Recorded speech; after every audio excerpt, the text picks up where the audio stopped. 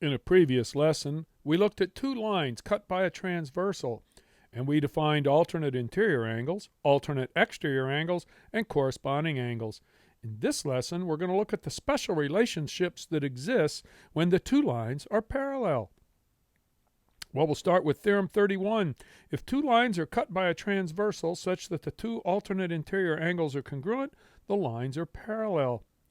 And that can be abbreviated as shown in the last line, and that's read alternate interior angles give parallel lines. Sometimes we even simply say alternate interior angles. Well, to prove Theorem 31, we're going to use indirect proof. We're given that angle 1 is congruent to angle 2 because that's one of the pairs of alternate interior angles relative to the two lines A and B. We're going to first assume that the lines are not parallel. So we're assuming the opposite of what we're trying to prove, because either the lines are parallel or they're not.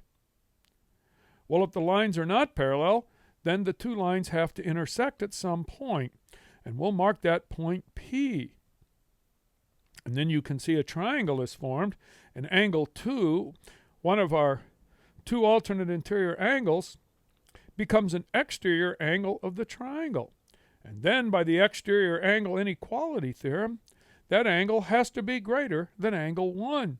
But that contradicts our given that angle 1 is congruent to angle 2. So the assumption that the lines were not parallel was false, and therefore the lines must be parallel. Well, if angles 1 and 2 are given as congruent, we can use vertical angles and substitution to prove that all four labeled angles are congruent. In this case, angles 1, 2, 3, and 4. And then you'll notice that angles 3 and angle 4 form a pair of exterior angles. So that brings us to Theorem 32. If two lines are cut by a transversal such that the two alternate exterior angles are congruent, the lines are parallel. Well, angle 4 is congruent to angle 2 by vertical angles.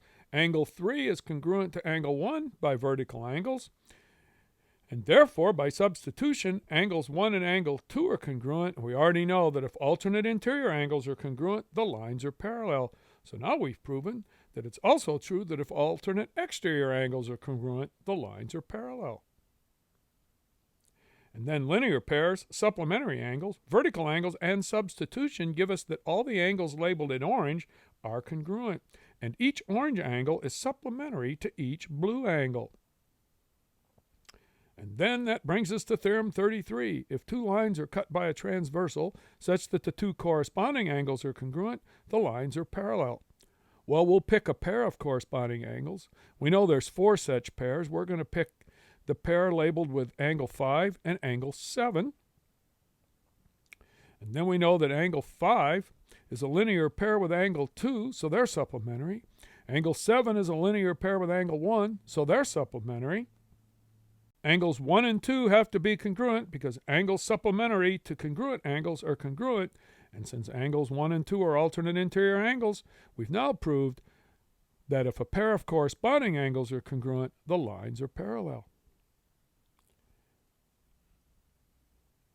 And in Theorem 34, if two lines are cut by a transversal such that two interior angles on the same side of the transversal are supplementary, the lines are parallel.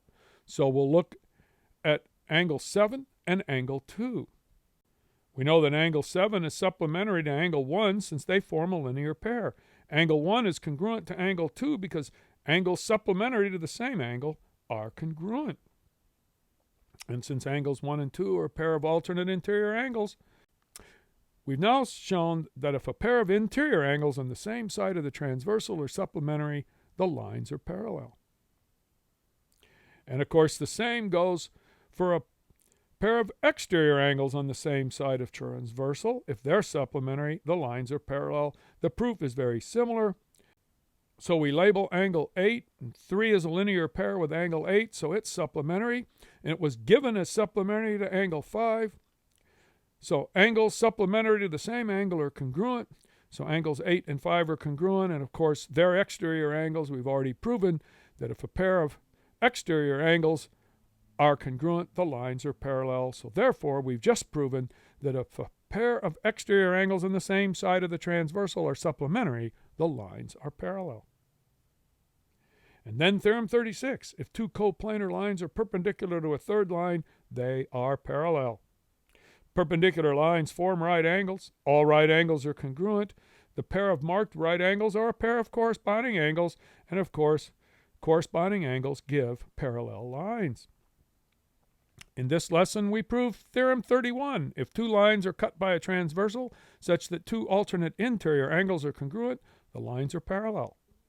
Theorem 32. If two lines are cut by a transversal such that two alternate exterior angles are congruent, the lines are parallel. Theorem 33. If two lines are cut by a transversal such that two corresponding angles are congruent, the lines are parallel. Theorem 34. If two lines are cut by a transversal such that two interior angles on the same side of the transversal are supplementary, the lines are parallel. Theorem 35. If two lines are cut by a transversal such that two exterior angles on the same side of the transversal are supplementary, the lines are parallel. And finally, Theorem 36. If two coplanar lines are perpendicular to a third line, they are parallel.